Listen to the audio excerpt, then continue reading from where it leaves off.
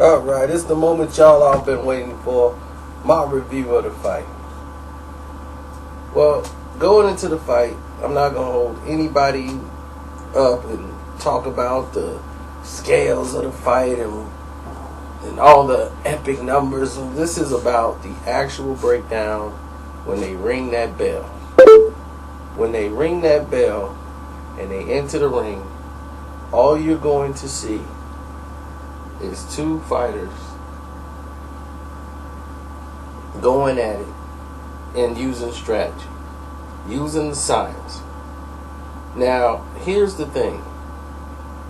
Canelo,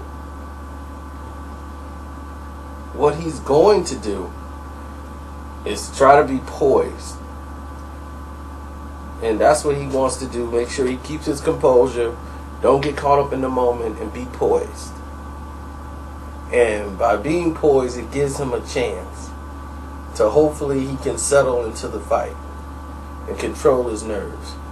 Floyd's been here before. The scale's not going to bother him. The magnitude's not going to bother him. He's in there to fight Canelo and do what he wants to do and make Canelo his puppet and use his feet. And a lot of people don't understand that Floyd do different things with his feet to make sure that the fighter is not in position to throw punches. And what he's going to do is just pop shot him, go to his body, but make sure he hit Canelo with his left something and get his attention to make him want to engage, to make him want to be active, make him work, keep him moving. Because Canelo's conditioning is the factor that Mayweather and his whole team have based their whole training around. They base everything on the fact that they expect the gas to go out of the tank on Canelo.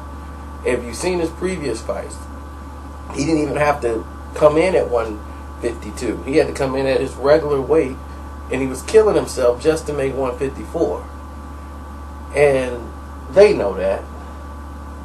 So him coming into this fight at 152, I still don't see a difference in his endurance. He still fights in spots because he loads up on every shot.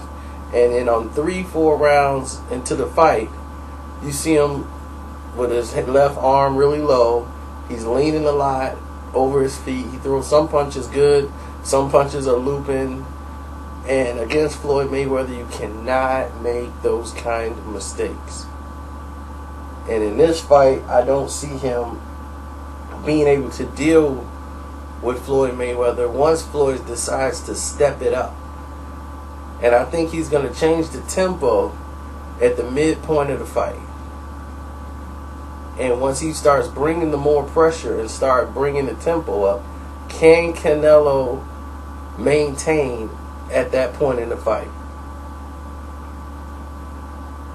Because it's not going to take one shot is not going to put Mayweather out. Canelo's not a one punch and the guy is out of the ring fighter. I mean, this guy went the distance with Matthew Hatton. I mean, let's be honest. He's fought a lot of small guys. Okay. All right. All the build up and hype is over. We're talking about the fight now. This guy's actually fought little guys. Okay. They didn't put him in the ring with no 154 guys. And the real 154 guy that he fought was Austin Trout. And he gets Mayweather now. So it's like they did what they could to keep this guy winning so he can get to this moment in time. Now it's show and prove time.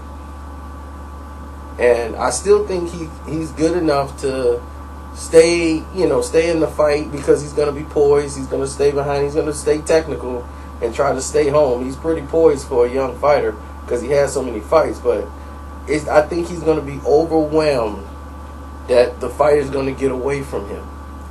So he's just going to start reaching. And once he starts reaching, Floyd's got him. Once he starts getting tired, fatiguing, and leaning over and putting all the weight on his front foot, his left arm is by his waist. Floyd's coming over the top now with right hands and starts turning it up. And that left is like a corkscrew knife, just drilling him right in his body, knocking the air out of that tank. What is he going to do then? I think he gets stopped in the 10th round. I think it's too much. The pressure's going to be too great. And there's nothing that he's going to be able to do about it. My prediction of the fight.